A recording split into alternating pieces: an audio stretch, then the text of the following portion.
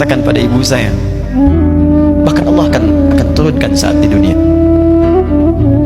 Ayah saya meninggal saat saya masuk pesantren, dan baiknya saya rasakan luar biasa. Beliau mengajar di musalla kecil dulu, sekarang jadi masjid. Itu saya selalu di bawah. Beliau mengajar, saya tidur. Sekarang gantian, saya mengajar, beliau tidur. Dan kadang di pangku, gendong sampai pulang. Saya pernah sengaja pura-pura tidur untuk ingin tahu apa yang dikerjakan ayah saya di jalan.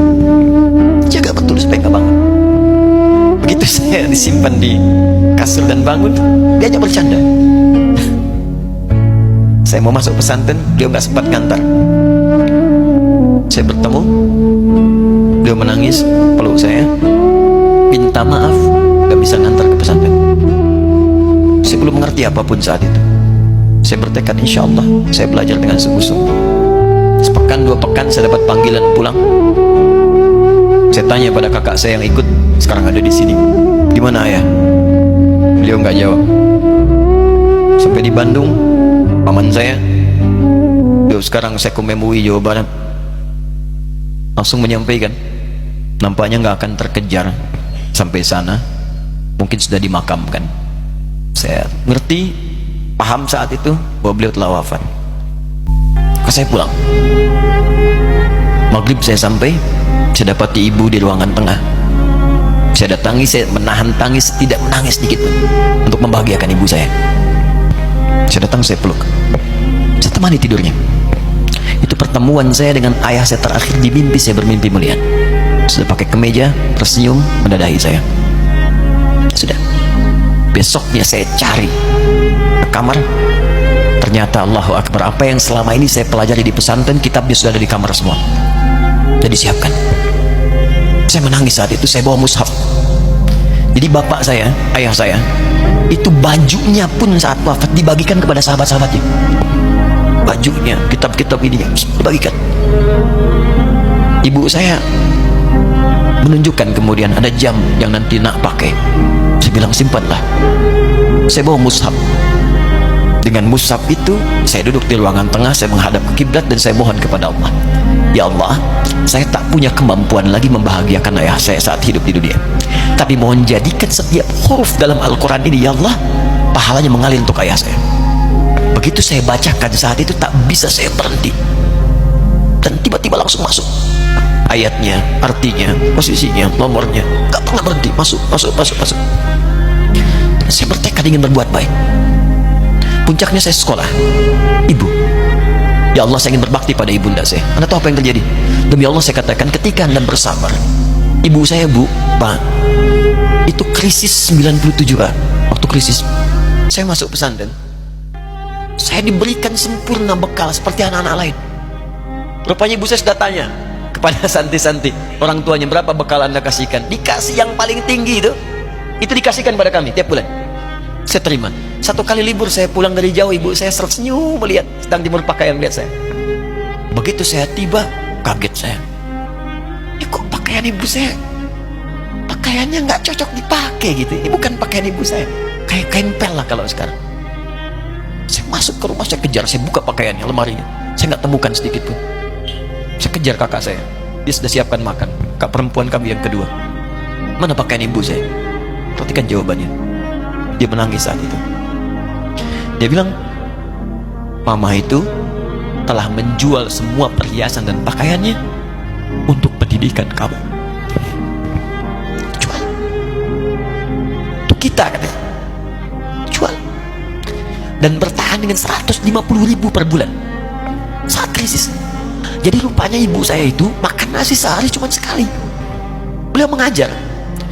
Di berangkat sekolah itu cuma makan pisang, minum kopi, makan nasinya malam. Saya bilang, ya Allah, saya akan ganti baju ibu saya dengan kain ihram, dan saya gandeng tangannya di Masjidil Haram. Itu apa yang terjadi? Begitu saya kuliah di Libya, alhamdulillah, saya berangkat, saya mulai mengajar, saya serius belajar. Saat itu kemudian Allah mulai berikan jalan. Saya ingin sungguh-sungguh. Malam saya bangun, saya sholat, saya belajar, saya menghafal Quran, saya belajar riwayat Quran. Sampai puncaknya tiba, saya ditugaskan pemerintah Indonesia saat itu untuk jadi petugas haji di Mekah. Saya telepon ibu saya. Saya bilang, "Ma, saya insya Allah akan haji 2010." Saya telepon Februari saat itu. Saya dengar suara, terbayang wajahnya, indah, senyuman, bahagia. "Alhamdulillah, nak. Kapan berangkat?" "Tahun ini insya Allah." Saya bilang, "Dan saya tidak akan pernah berangkat kecuali mama pun akan berangkat." Terdengar nada pesimis tapi senyum. "Dari mana?" katanya. "Allah akan kasih," saya bilang. "Saya sedang bekerja berusaha karena Allah, mustahil Allah akan sia-siakan." "Berapa butuhnya?" "Porsinya 25 juta. Kapan harus ada?" "Bulan Juni."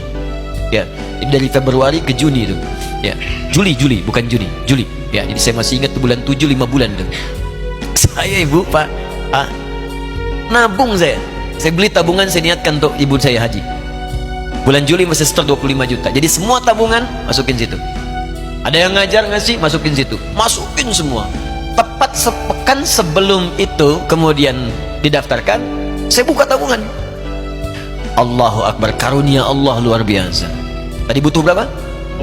25 juta. Begitu dibuka, Masya Allah, 1 juta. Karena beasiswa nggak banyak. Tapi 3 hari sebelum daftar, entah dari mana ibu-ibu pengajian nih KBRI datang. "Ustadz, ibu katanya mau haji juga ya? Ustadz mau haji ya? Ibu ikut ya?" "Sudah, nggak usah dipikirin, nanti kami yang pikirkan semuanya." Tiba-tiba dikirim, bayar porsinya di sana, dapat koper paling besar. Bayangkan, tadinya kopernya belum datang, telepon lagi, "Nak, koper belum datang," katanya. Saya bilang, "Ma, tenang aja, apa hajinya nggak jelas ini?" "Tidak jelas," saya bilang, "insya Allah." Ya. Nah, cuman beritanya berbeda. Begitu saya telepon lagi, "Ma, gimana bisa?" "Nah, telah keluar pengumumannya." "Kapan, Ma?" 2013. "Loh, kan saya haji 2010, nggak bisa, harus 2010. Lihat kalimat ibunda saya. "Nah, jangan pernah mengambil hak orang lain. Allah kasih 2013, Alhamdulillah." Saya bilang, "Ma, kita tidak harus mengambil hak orang lain, tapi kita meminta kepada Allah yang memanggil kita. Boleh jadi Allah akan berikan tambahan kuota pada tahun ini. Doa lagi, minta, nong ke masjid." Tiba-tiba ada sidang oki di Istanbul saat itu, keputusan 1/1000. Setiap ada 1000 muslim, 1 kuotanya. Saat itu Indonesia dapat tambahan 22.000, termasuk ibu saya ada di situ. Ya, acara malam Al-Qadar 27 Ramadan, malam masih ingat betul, saya jadi MC dengan rektor pada saat itu. Saya nggak pernah bawa handphone, tiba-tiba handphone itu saya bawa, berbunyi kemudian telepon itu. Saya minta pada rektor izin, saya angkat dulu, diperkenankan. Saya kemudian ke belakang masjid, saya angkat. Tiba-tiba saya dengar suara sudah menangis. "Nah," katanya, "kenapa, Ma?" "Alhamdulillah, Mama bisa haji." Ternyata kuota itu termasuk ibu saya. 5 bulan, Pak. Bayar biasa, nggak bayar tambahan, nggak ada macam-macam, bisa berangkat. Begitu saya berangkat duluan, saya tungguin betul di apartemennya, di maktabnya sampai datang. Begitu sudah datang, saya nggak sapa, saya lihat dari jauh. Bahagianya saya bisa mengganti pakaian tadi yang lusuh dengan kain ihram. Saya perhatikan, saya ikuti dari belakang, di lift saya ikuti, di jalan saya ikuti.